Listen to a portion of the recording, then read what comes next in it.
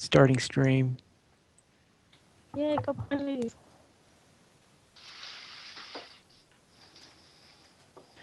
Good evening, this is Pine Leaf Needles, and welcome to LOTRO Players News, where we take a look at the latest news in LOTRO, and here at LOTRO Players. And tonight we have quite a full cast. With us is Draculetta, Hey, everybody. Ethelros, Hey. Vraxwolf, Hello, Lotro. Lily Kate, Hello, everybody.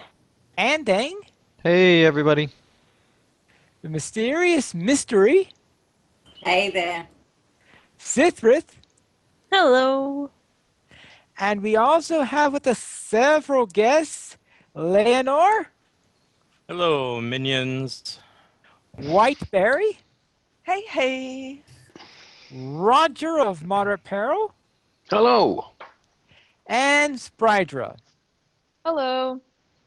And we are here gathered to celebrate the 50th episode of LOTRO Players News. Yay. Yay! No. Before we start with the celebration, we'll begin with the game news. And the first bit of news is that Bulwer for Update 14 is coming up soon. The announcement was that it will be in a week or two, so we'll expect it to be either next weekend or the weekend afterwards. Anyone here excited for the Update 14 and testing that out and making sure that it's nice and beautiful? We could start Gondor on the right foot. Yeah. Oh, dull emeralds.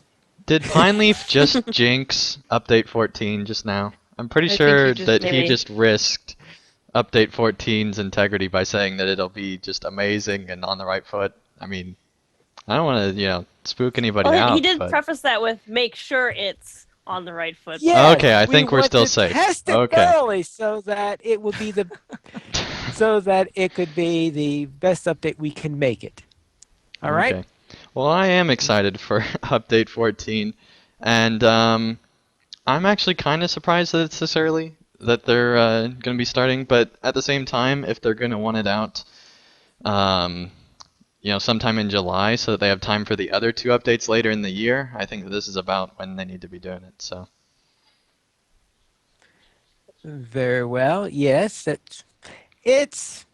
I think it's about a week after what I guessed is when it's coming up. So it Yeah, splits the but difference between next my week's prediction E3, and so I'm not too surprised.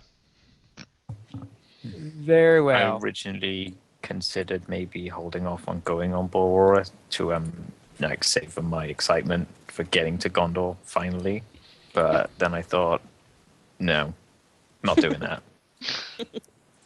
So I'm probably going to be on it the first day it goes up. Yeah.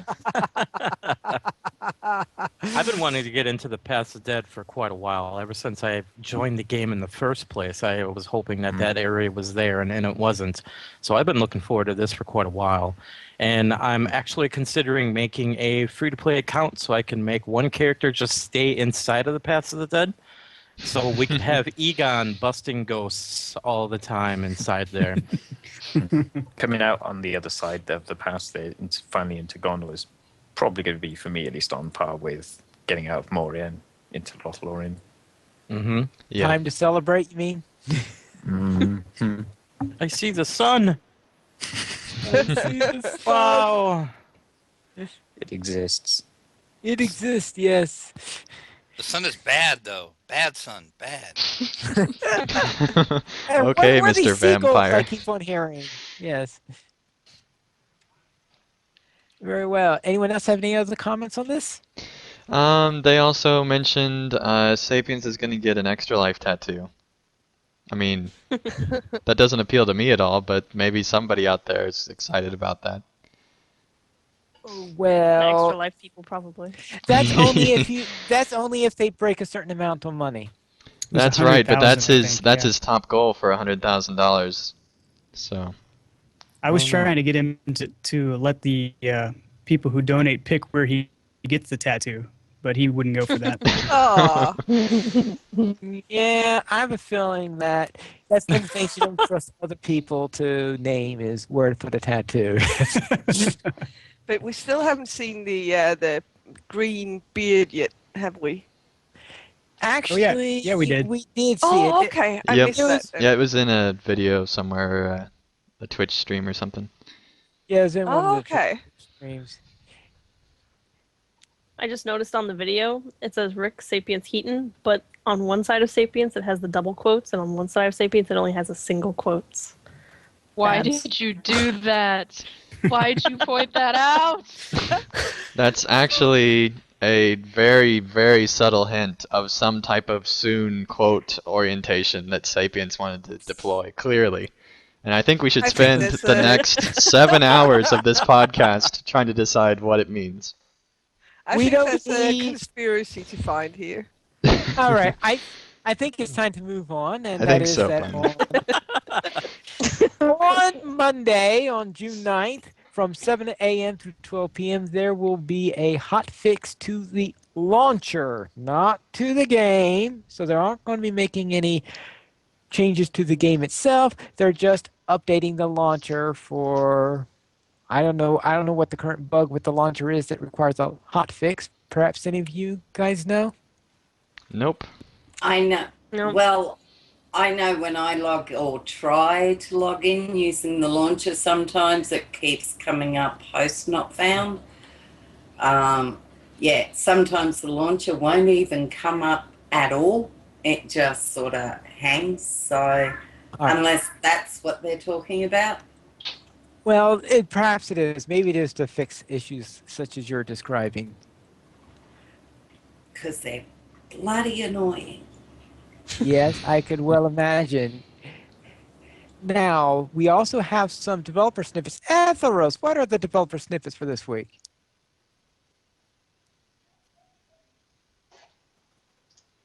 Atheros? Gross.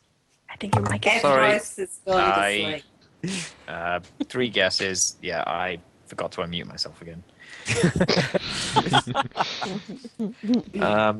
I actually had an opportunity to do this article for once in a long time, since they're actually posts that cover.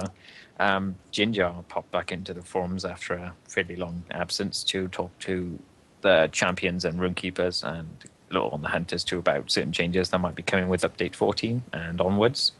If you play those classes, feel free to look into those. There's a lot of stuff there that I don't quite understand since I don't really play any of those.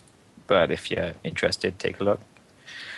We also have, I made a quick summary of some of the information that came out of the last 2 runs for the Take the Hobbits to Isengard. And there's a fair amount of information on the update 14, new item system, certain other things, and a fairly significant chunk of the Beorning class too. Rawr. Yes. Okay. Will the Beorning be bearable? Yes. Oh, Oh. I barely got past that joke. Stop saying barely at this point. Wow. All right. So, anyone have any Episode comments on the 50, yay! All right. Anyone have any comments on any of the items in the snippets? Beornings don't Yeah. use power apparently, so that's a thing. Yeah, that's really weird. I'm interested to see how that works. Hopefully, it doesn't become like what the Wardens were like when they made the power changes, and some other classes where they just basically didn't have to worry about power and they were all of a sudden all powerful. Mind the pun. I didn't get the There's- impression that this means like they don't have to worry about power. It's just like they will not have that. Like it won't be a mechanic for them. Right, that's what I'm saying, and so I'm hoping that it's not just like skill cooldowns are the only thing that's limiting your character. Oh, okay. I see. I think that they're going to need a certain amount of wrath before they could do some of their skills. Yeah, I just hope that that's enough. I don't know. Being the first class that they're doing without power, I guess that's just a little bit of a fear I have on this. Well, I mean, we shall. theoretically, classes like the champion or hunter could pretty much work just as well without power, since they have the favor and focus mechanics that were pretty much the same, or at least how they've described it, were pretty much the same as Wrath. There was also the other thing where they pretty much confirmed that it will start at level 50 now, because they were talking And there will about be that no new before. starter zone for it. Yeah. Yeah. I was So really it's not hoping just for that. level 50. There's no level 50 starting zone for it either, which is what a lot of people were saying. Was like, well, if they do start at 50, at least maybe there'll be like a level 50 starter zone for it in the Misty Mountains, and that would be really cool. But that's not happening either now, so I feel There'll like probably be that some that's sort disappointing. of starter instance type thing. But, I yeah. would pay for a starter zone. I would pay to go to Beorning starter zone because that would be such a cool story opportunity that they would have there.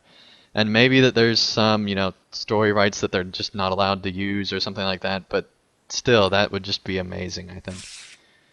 Wouldn't a Beorning starter zone either be the woods or the zoo? You're in a zoo in the Shire. You have to break out. 100-acre world. I think it'd either be a city or a bear tribe, one of the two.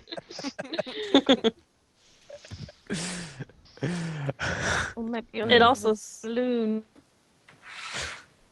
It also says that armor pieces and recipes will be gradually squeaked in rather than deployed with the class, which is not giving me a whole lot of confidence for starting the class right away. Well, Yeah. I have a feeling that's because if they tried to get in every single recipe, every single armor reward, and all that stuff all throughout, then it'll probably take them 5 years in order to develop the class.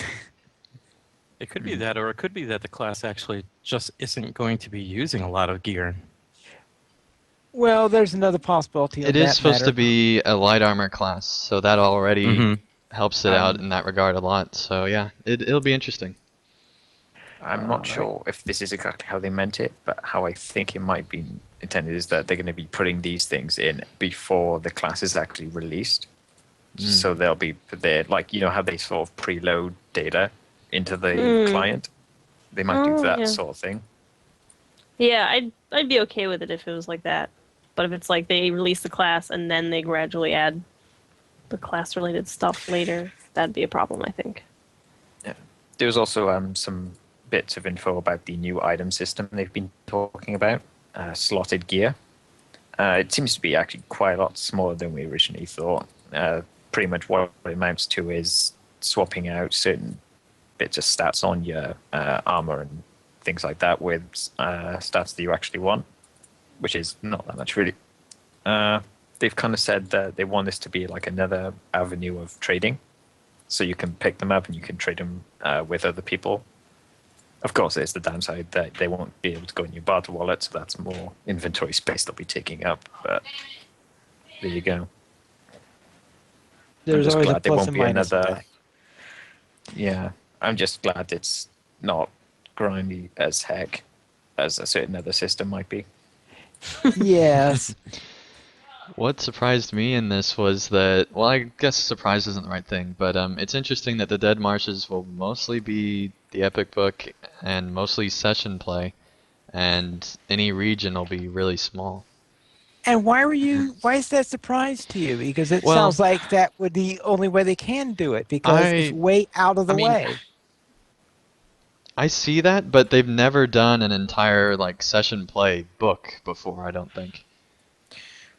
I don't think it's going to be an entirely session play book. I have a feeling it's going to be a group of interludes that are going to be woven into the story. I mean, I'm just kind of disappointed that we're not going to have a new bit of landscape to go through, because that seems to be what they've been focusing a lot on with recent months now. They've been saying they want to expand the world more, and this is kind of, not. It's mostly session play. And I think they could tell a lot. They're adding so much of Gondor during these next. Yeah, I know. I think though that there's so much more opportunity story-wise in the Dead Marshes than there is in Paths of the Dead, as far as pure lore and not stuff that they're creating, if that makes sense. Yeah, I agree. know I'd they're like to adding see a all lot. the dead things. Yeah. That sounds The kind of other weird. dead things. All right. They also pointed out that they will be adding, or at least they plan to add some more landscape group content. I'm guessing similar to Limelight Gorge in the Great River, which I wouldn't mind. Yeah, that could be interesting. Right. Anyone? Any guesses on where that's going to be? I could imagine some of that being in the Paths of the Dead.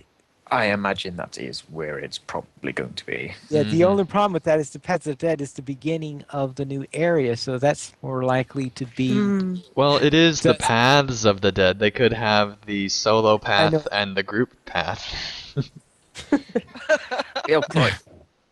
In either way, it'll probably be clearly marked where the more dangerous group area is, because that's what Yeah. they tended to do recently. Yes. You're not going to be running through la la la la and then running into elite masters all over the place. I wouldn't be going la la la la if I was in the Past of the Dead to begin with. But Yeah. Unless you want Let's smash. go first. All right. Draculetta, what are the sales for this week? Well, at least they're not an LI sale. That's all I have to say.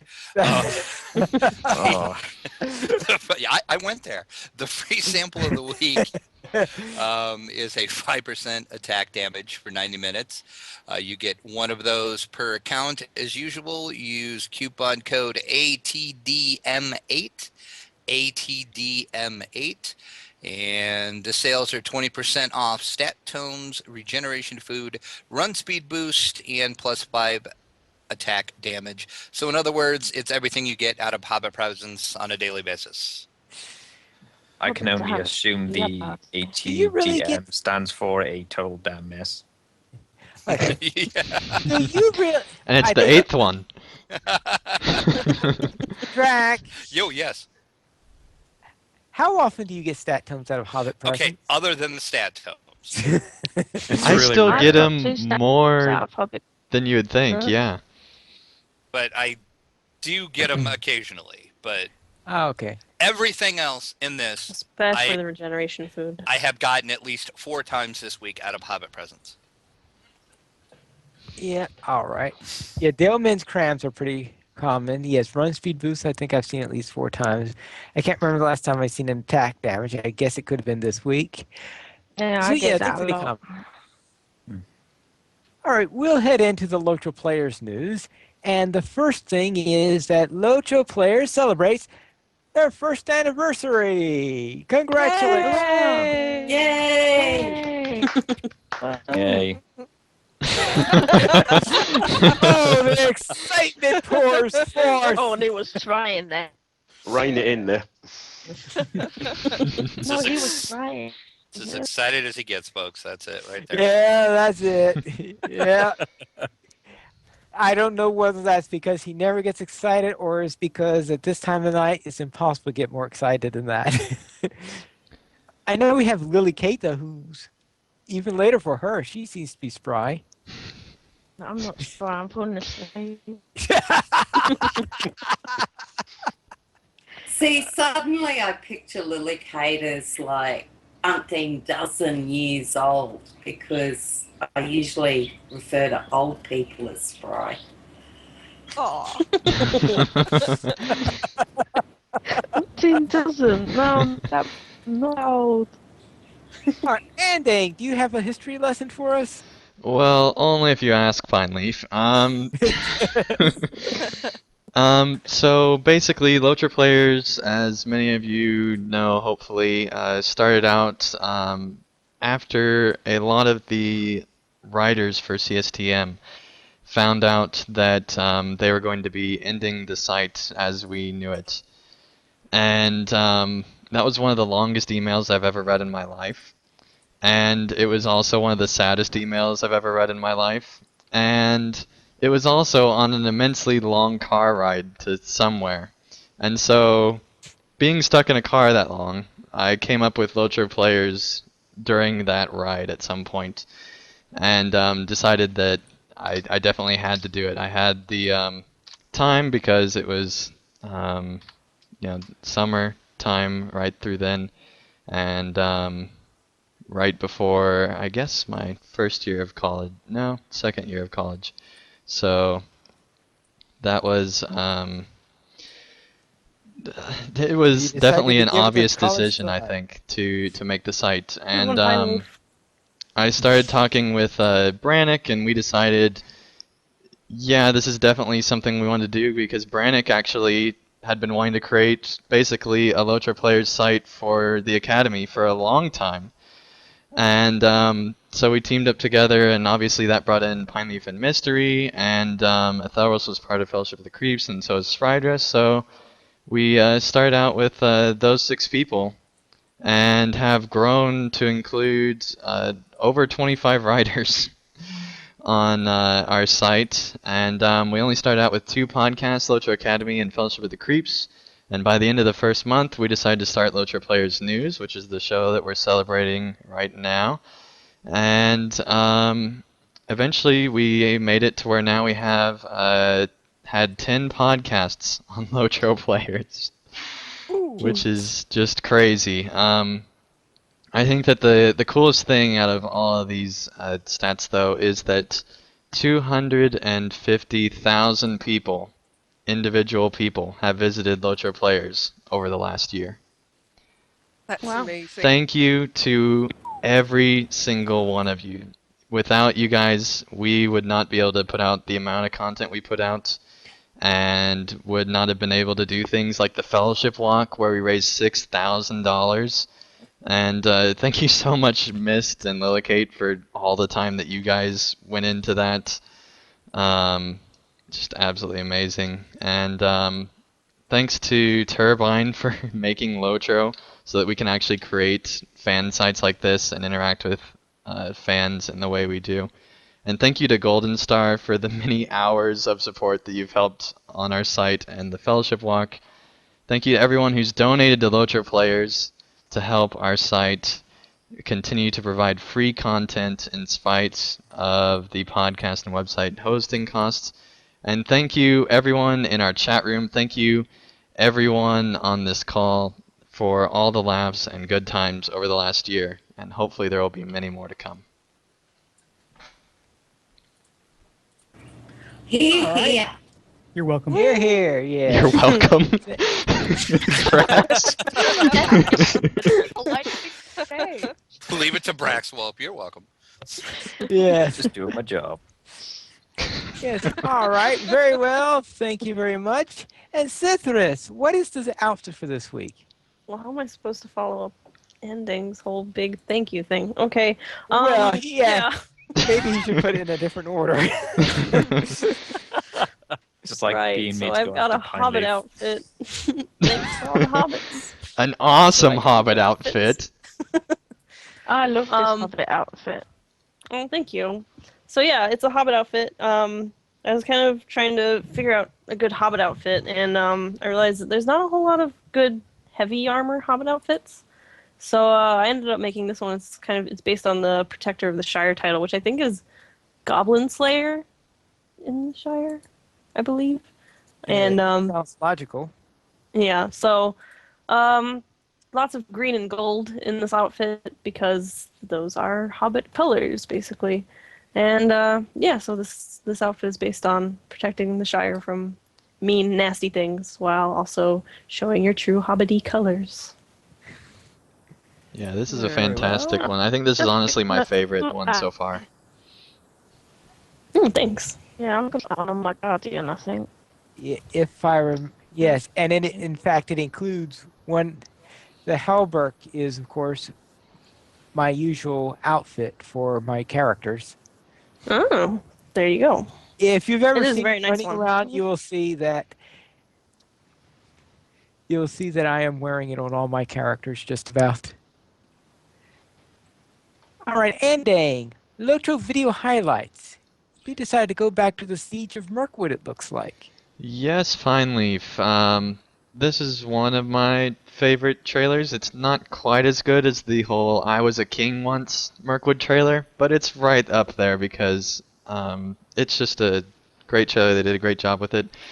And, I mean, I love Turbine's classic trailers. They had a fantastic trailer team in the past, and then they went away from having like those really awesome trailers for a little bit, and I think they came back into it with Helm's Deep. But yeah, this is one of my favorite LOTRO trailers of all time, so I recommend If you haven't seen it, check it out, especially the new players that came with free-to-play. I've noticed on my series that a lot of them had no idea that there were all these trailers for the old expansions, and so I've gotten a lot of thanks from them, so thank you guys for watching. All right, thank you, Ending.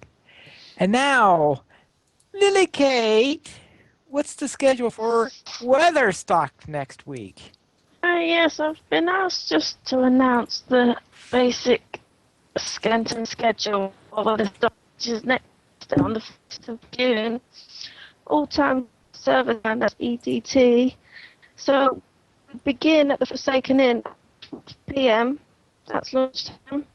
And the Lillicate, it looks like the internet's eating up your connection again. So Weatherstock this year for everyone, it's on the 14th of June, and all times are server time. So at 12 p.m. Eastern server time at the Forsaken Inn, the LMB Mega Band concert will begin. At 1 p.m. at the Forsaken Inn, the mounted procession to Weathertop, which is one of my favorite things, by the way, is going to be taking place, and Harperella, as always, will be leading the way there. At 1:20 p.m., because they've timed it out after 7 years or 6 years or however long it's been, LMB, Mega Band, and introductions. At 2 o'clock, the competing bands perform, so that is the start of the band performances, is at 2 o'clock Eastern Time. 4:30, the Mega Band closing set and voting begins, and at 5 p.m. the closing ceremonies and the mounted procession to Bree. So definitely a thing that you will not want to miss, those 5 hours on Landerville at on June 14th from noon to 5 server time. Yes, that is, of course, we're wondering is, will the server be able to handle the Battle of the Bands next year, this year? Hopefully it won't, because that would mean that there's more people joining up, unless they have a new way of doing it. Me? Anybody? Can anybody hear me? Kind of. Yeah, you're going in and out. You're Oh, drowning. am I doing the alien thing again? There's no Battle of the Bands this year. Oh, man. Online. Oh, there isn't? Well, that'll help keep the servers together, I suppose. Is that the reason why? Is that the reason why there isn't one? Same. Yeah. Yes. Okay. Alright. Could barely hear that through there. All right, Yeah. continue along, Finally. All right, then we'll continue along. And Braxwood. Well, actually, I did forget to mention one thing. What's an anniversary show without getting that? I did forget one thing. There's no LOTRO Players Adventures that week because of Weatherstock, and we will actually be streaming Weatherstock that week. There is LOTRO Players News, though, afterwards. There's just no adventures that week. So we will be streaming that on my Twitch channel, and there'll be plenty of tweets going out with links and all that stuff, in case you don't know where that is. Very well. So, Braxwolf, what is the question for this week? The it turns into a question, right? Yeah. Do you want me to bail you out here, Pine Leaf?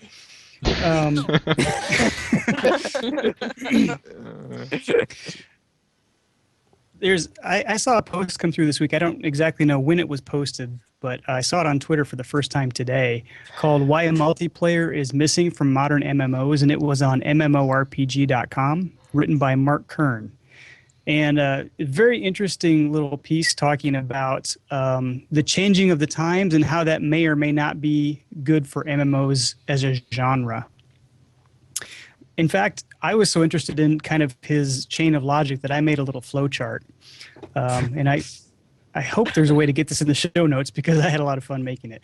Basically, it'll be there. What he contends is that because of the way that times have changed and that people have less time to dedicate to a specific game, they actually have less time to be sitting around waiting for groups to show up so that they can actually do the old group content that used to be required in order to get through a game.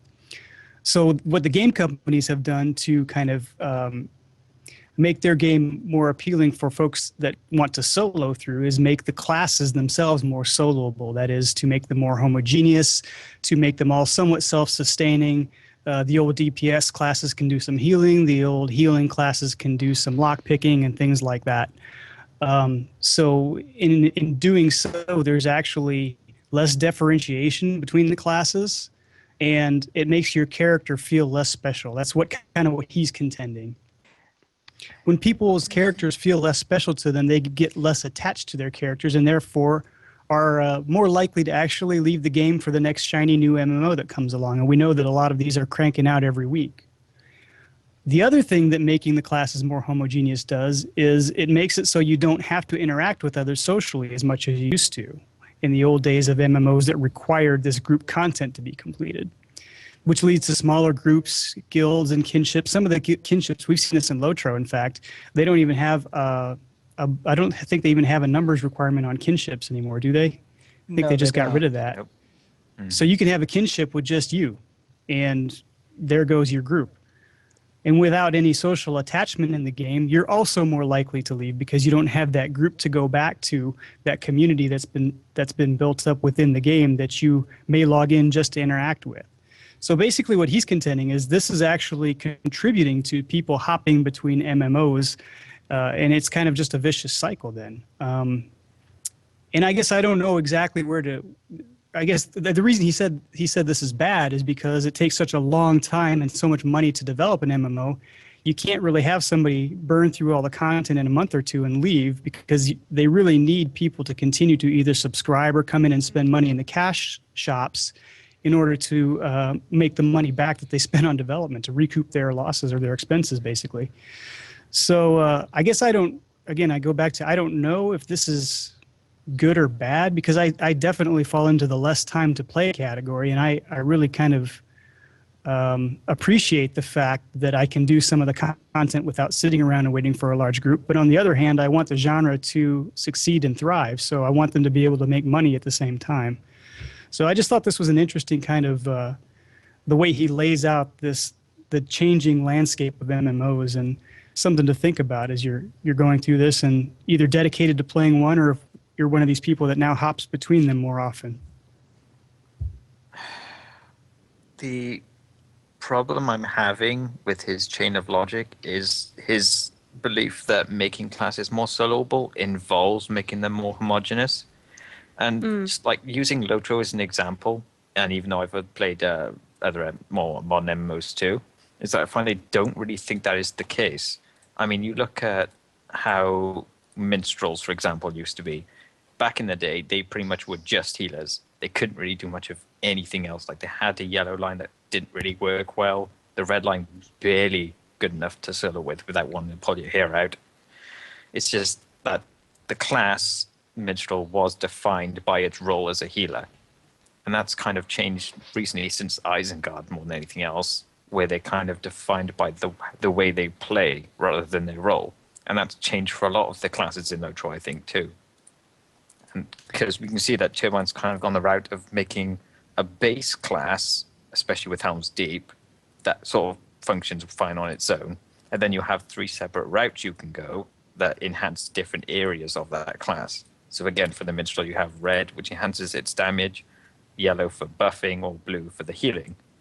So I think the kind of way it's changed is that classes are much less defined by what role they do and more by how they play than how they used to be.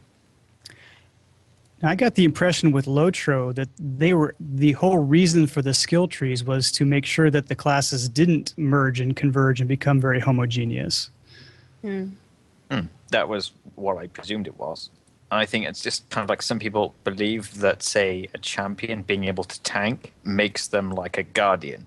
And that's just something I completely disagree with. I think a champion tanking is like a champion still. It just tanks in a different way than what a guardian does. Right. And in fact, that's probably one of the reasons why when LOTRO did the class when there are major changes to the champion thing, they decided to make the tanking stance of the champion shieldless to make sure it doesn't look like a guardian.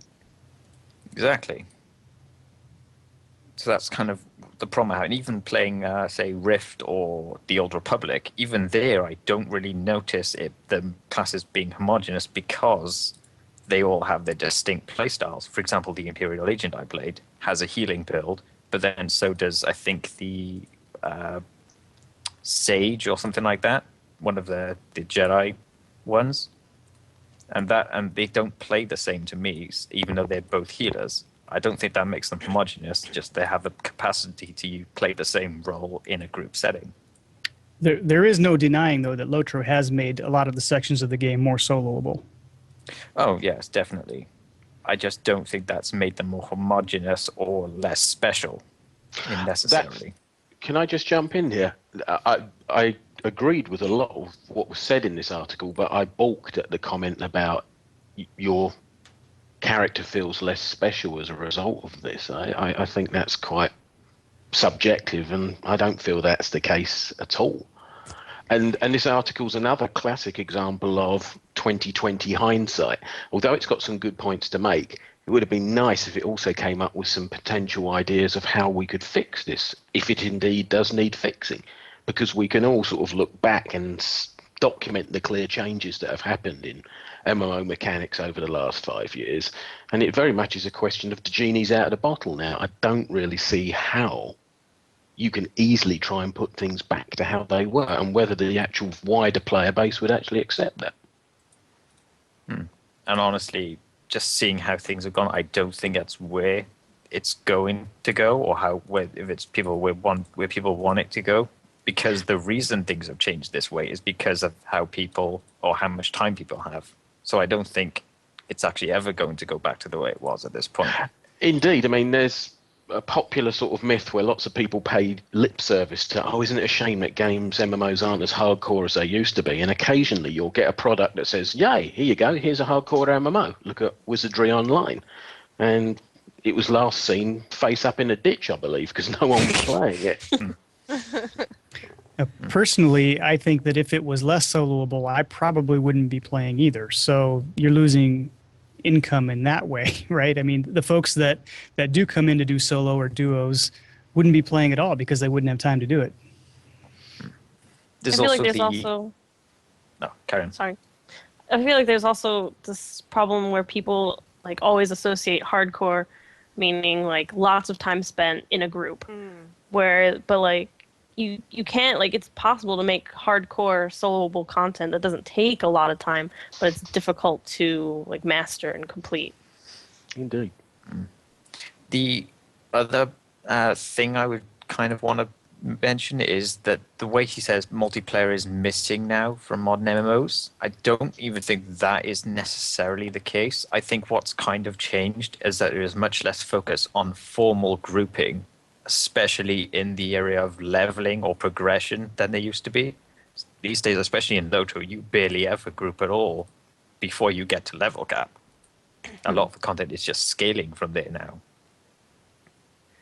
I'll have to say that I agree that the classes haven't become more, in LOTRO at least, haven't become more homogeneous, but they are they are more soloable, and I think that makes them a bit more boring than they used to be, because you can do everything yourself. You don't need help for most of the content, depending on the class and whatever.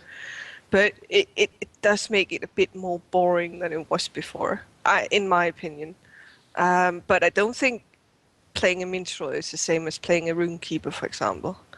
It's very diverse, but yeah, very soloable.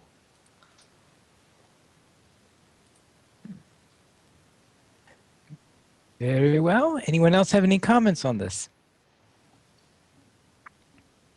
Then we'll head on to Andang. You have some things to say about our 50th anniversary? That's right, Pineleaf. I did a little bit of research.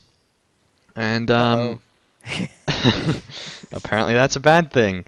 And Our first episode was actually right before CSTM 200, and by right before I mean it was like within like 2 days or something. It was amazingly close because I think we did it on like a Thursday or a Friday, and that was our first episode, and it was very like all of a sudden and just trying to decide like basically we decided we needed a news podcast and it came together within like 2 days or something ridiculous like that. And because we didn't really know where it was going, like I was the host of the first episode and it was just it was interesting to say the least. But I think the episode turned out all right despite our lack of preparedness for the first episode.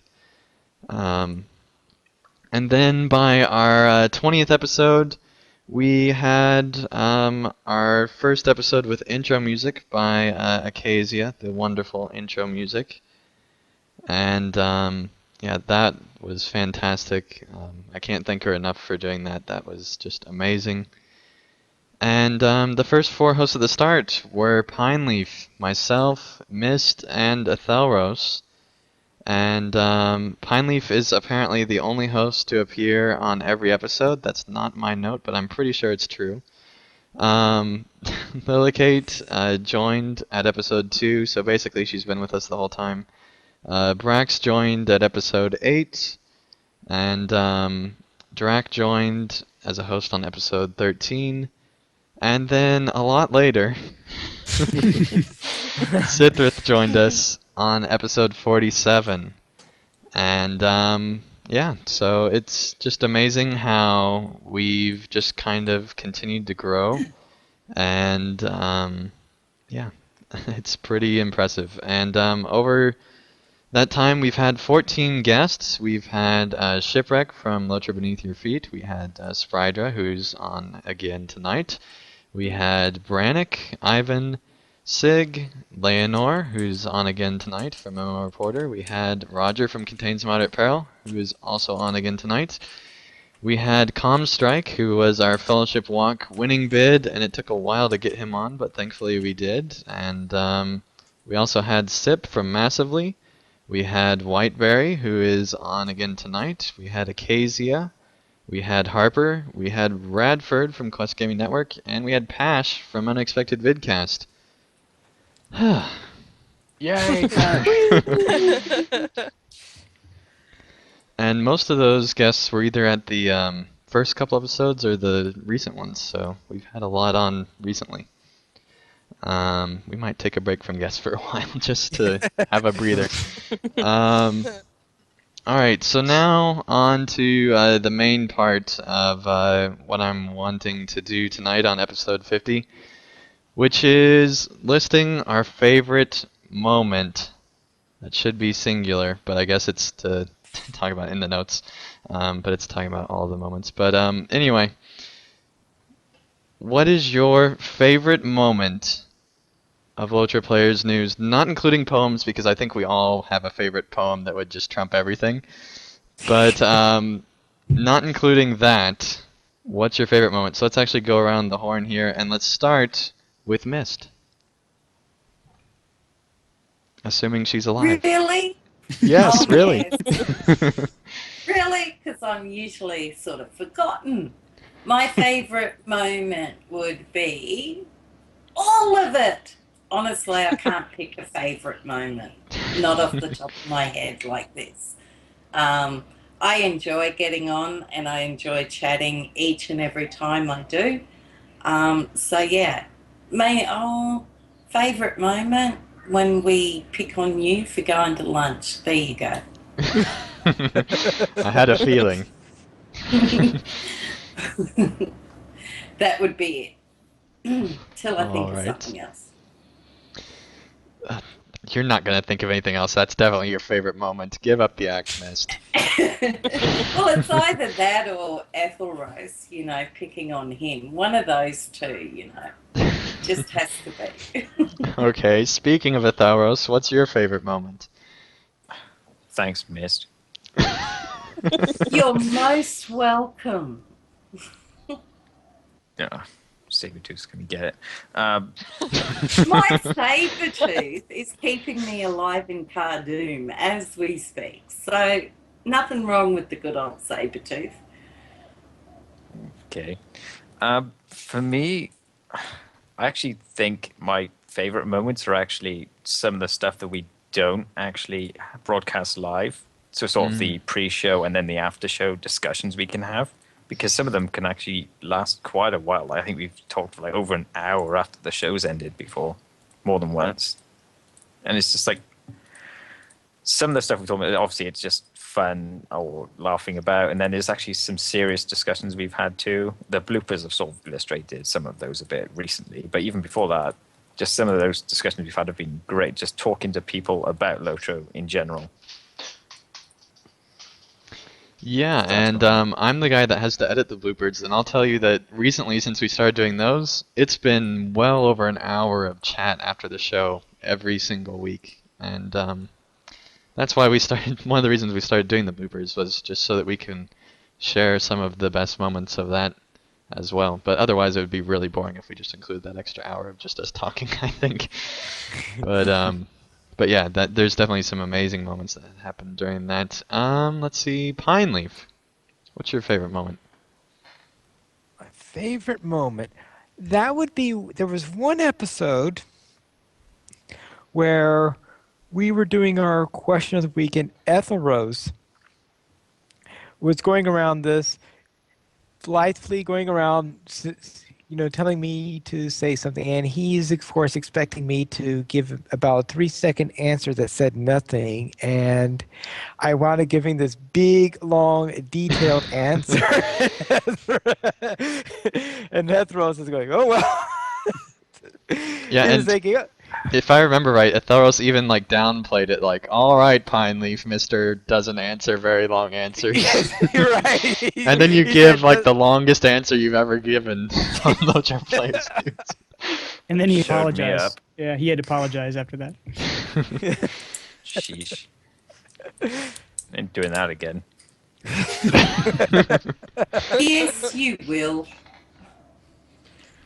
All right, Brax, what's your favorite moment? Well, obviously, with all that I've done for the site, all the things I've written, all the podcasts I've done, when I get all done with all of this community involvement, the one thing anybody will ever remember me by is Braxwood.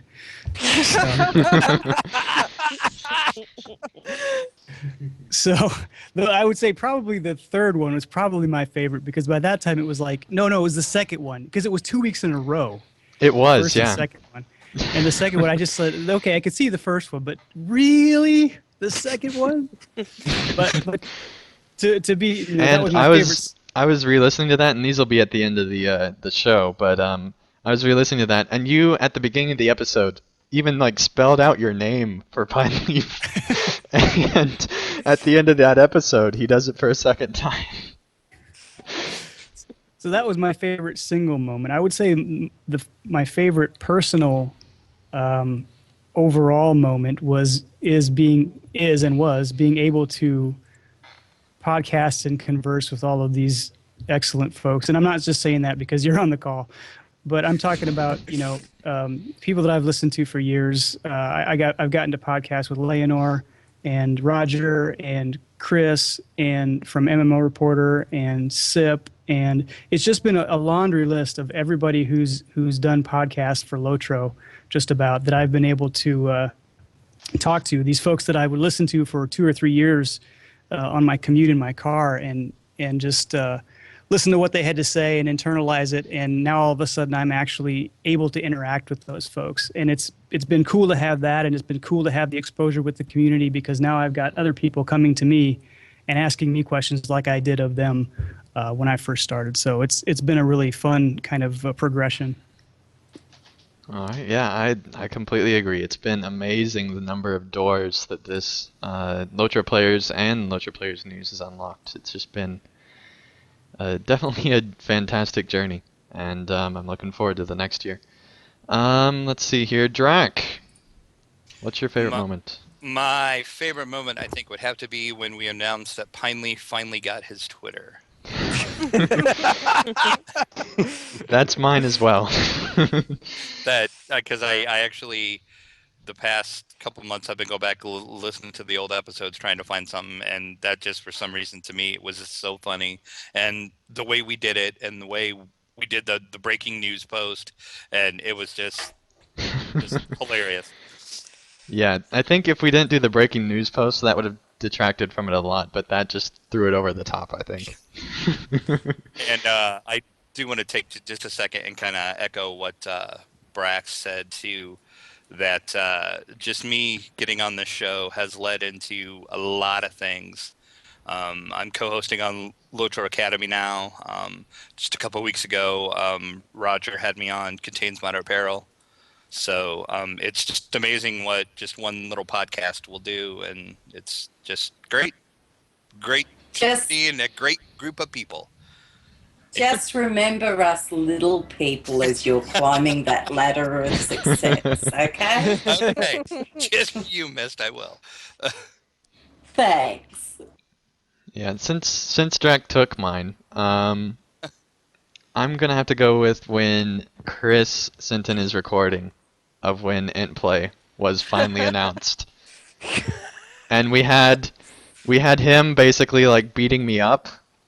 That happened on the show. I don't know if you guys remember that, but yeah. And he barged in, and there were trumpets heralding him in over my corpse about Int Play, and we had a lot of fun saying "I told you so." Over and over and over again. Over and over and over again. So anyway, obviously we had some great poems over the various episodes that we've had. I still can't believe that we are apparently a poem podcast because of Pine Leaf, I think. After we got that first poem on, that was actually episode 19 when we got our first poem on our first email. Since then, I think about probably on average every 3 or 4 episodes we've had another poem for Pine Leaf to read, and every time Pine Leaf does just such an amazing job. And I have a few laid out here, and these will end up in the highlights at the end. But our first poem, which I don't exactly remember off the top of my head what that was about, but it'll be at the end. And the Father Yule poem was pretty amazing. How it was changed to Lotro's terms for Christmas time. That was perfect timing, and it just brought warmness into my heart. So thank you, Pine Leaf. And then obviously the poem that is the reason why we couldn't pick poems as our favorite moment, the Orc on My Fork poem, that I think is unforgettable. It is. Did you say unforgivable? No, that's not at all what I said. Okay. Okay. But it is easy to get things misconstrued with that poem, Brax, so I understand where you're coming from. But thank you so much, Sue, and everyone who sent in poems, Estelle Ali, there were a few others as well. Thank you guys so much for sending those in. They are definitely some of the best highlights of the show. Also at the end, we'll have blooper highlights from episodes 37 to 49. And because we've had 10 people in the chat room, as promised on Twitter, we are actually going to be doing a 60-day VIP giveaway in honor of episode 50. So how this is going to work, first of all, we're working on the honor system here because technically I can't prevent any of the guests or any of the hosts from doing what I'm about to tell the chat room to do. But please don't. You're guests, and we don't want to show favoritism towards you guys just because, you know. Anyway.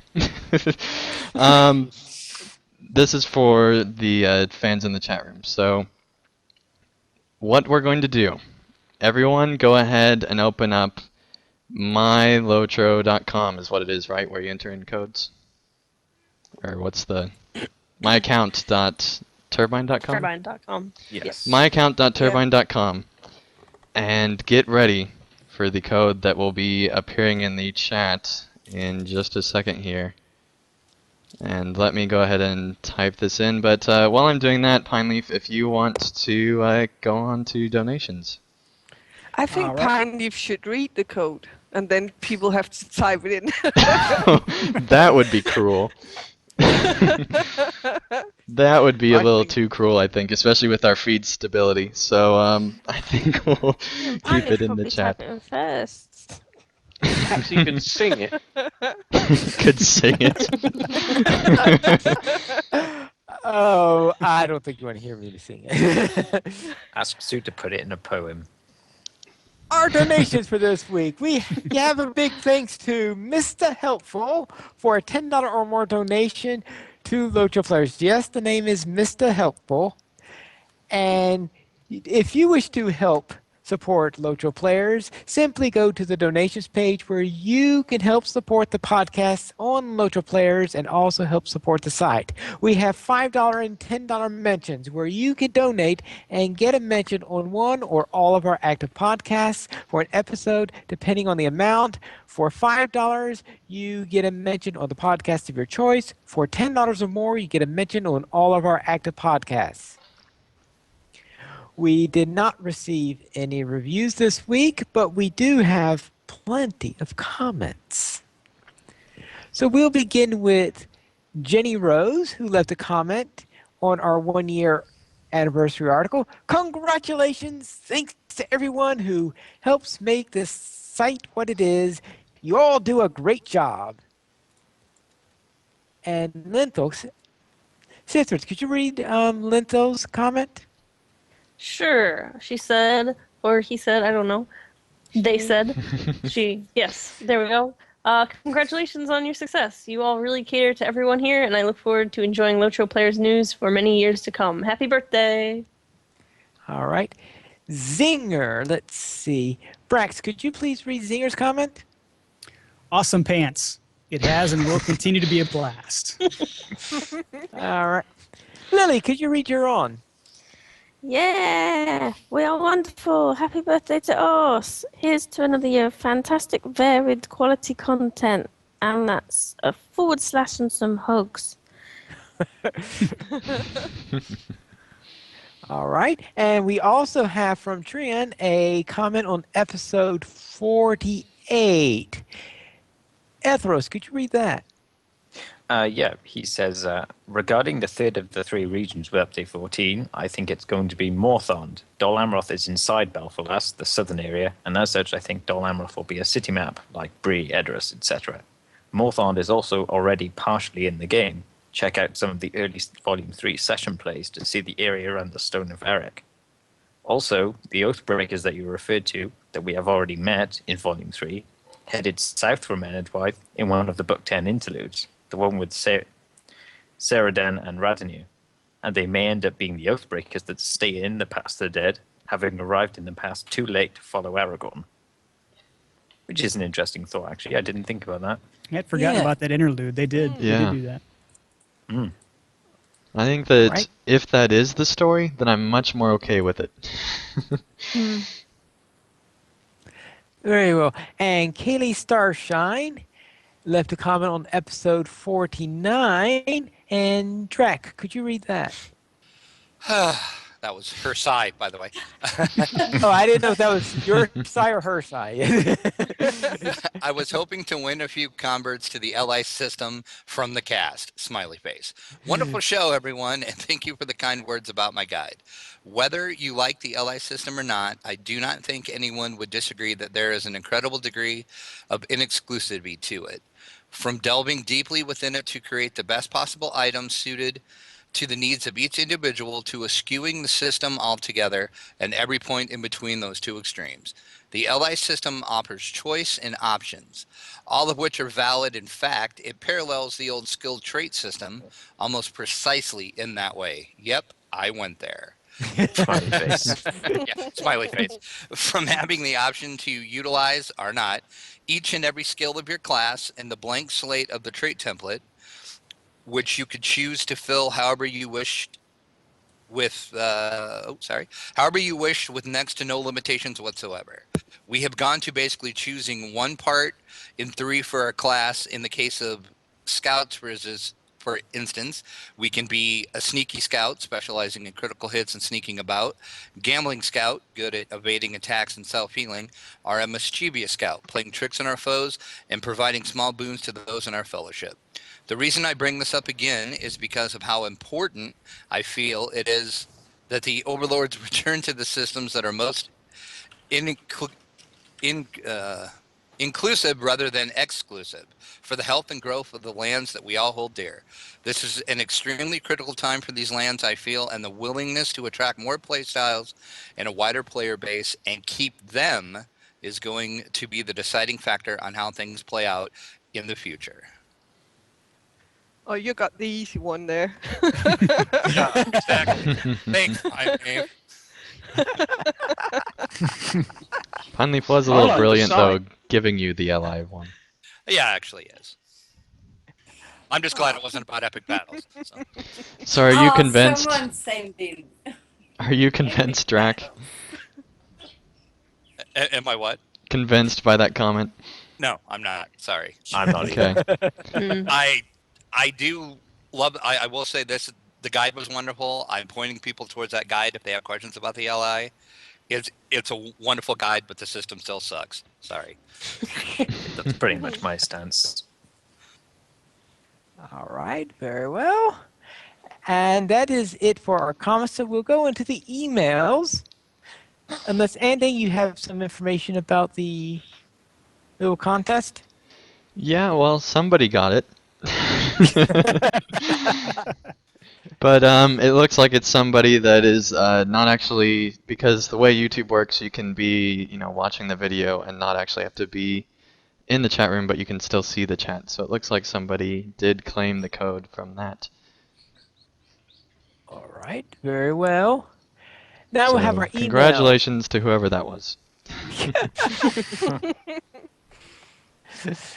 And our first email is from Amin here, who says, LOTRO has always had this strange effect on me, the powerful desire to continue discovering new places. My favorite moments are all those ones that allowed me to visit regions and landmarks that I had imagined as a teenager the first time I pored over the trilogy, and to an extent, how they compare to the films. Turbine has always done a phenomenal job of creating these virtual realizations of so many iconic locations. The first time I saw Weatherstock come into view as I rode my starter horse across the lone lands, or when a kinmate and I, being desperately underleveled, made the overland trek to the east wall to see the Argonath. Those moments, and many like it, made my time playing LOTRO an experience I doubt I will find with any other MMO. As a side note, I think you guys do an outstanding job, and I look forward to each of your podcasts. Keep up the good work, and congratulations on your 50th anniversary. I'm in here. And Yeah. yeah, here. And Ending. There's this guy named Ending who wrote a letter. What is this? I have no idea, Pineleaf. I have my doubts that this was an email. There may or may not be history in my email settings of this email coming in. Anyway, Pineleaf, thank you for being a host of the show this year and being an epic poem reader. So epic, in fact, that I have made a secret link to a poem for you, and only you, to read on the show. Looking forward to it. Ending. Can I open it now? Yes. He wouldn't allow me to open it until. Oh no! It's on the name of the link, and I already know it's going to be real. Now this is an extended poem of Sue's Orc on a Fork poem. And Oh. I would love it if you could now reread this live on episode 50. Yay! Oh, wonderful. Channeling some Athelros there. Yes. Yeah. There is an orc on my fork, is a bit of a dork, called Mork from York. Feeds off pork and cork, at work likes to roar roark. That orc on my fork worked forking pork, no skin with forking cork, porque in Spanish, porque, porque, no sé, porque. That orc on my forked tongue, orc twisted, certainly my tongue is, torque, zork, zork, corky, orky, gorky torque, orking mad, that orc on my fork. It was just as good the second time. That was part one. Then comes part 2. It was iffy orc, not whiffy orc. IFE, not Mindy, and his wife of Mork, the orc. Together they reached for knife and fork to eat buffet and pork, surprised and knifed by Bjork with a fork, uncorked, life taken in a jiffy. Bork could be an orc, iffy, small one. Yay! Hey! Oh, that forking pork is so It makes the poem. Oh, that day. So you wanted to, you thought it was, that was such your favorite moment that you wanted to repeat it. Pretty much. Plus, Sue had a longer poem, and it seemed warranted. Right. He actually did ask us to read the longer version. I think way back on episode 37 or something like that. But I decided to keep it for episode 50. So there you go. Aha. Thank you, Sue, for that. Thank you, Sue, Yes. so much. And yeah, so I wasn't sure whether or not I was supposed to pronounce it iffy or IFE. So Yeah, I have no idea.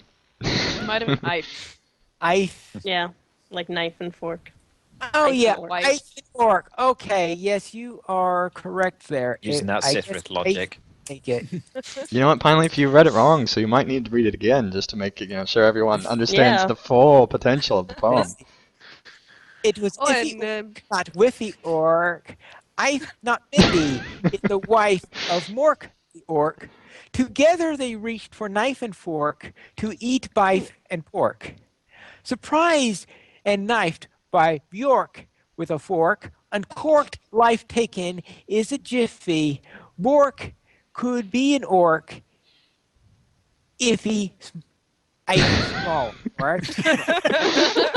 That's unread. That's what I love about Pineleaf, because you can ask him to do something again, and he actually will. Thank you so much, Pineleaf. well, I can tell that the Björk is actually pronounced Björk, so you have to do it again now. Yeah, we had to have Whiteberry in this episode, right? What's that supposed to mean, Pineleaf? Just in case, I'm sure he also invited someone else from the same country. Yes. Can you do it again, but in the voice of Christopher Walken? Oh, yes, please.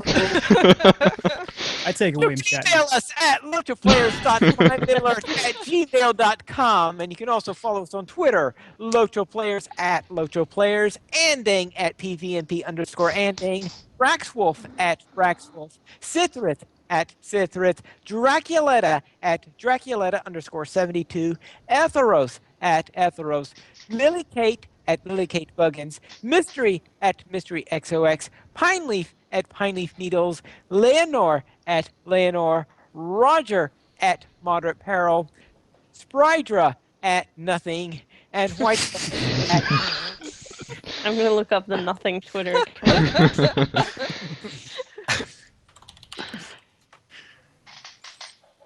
Very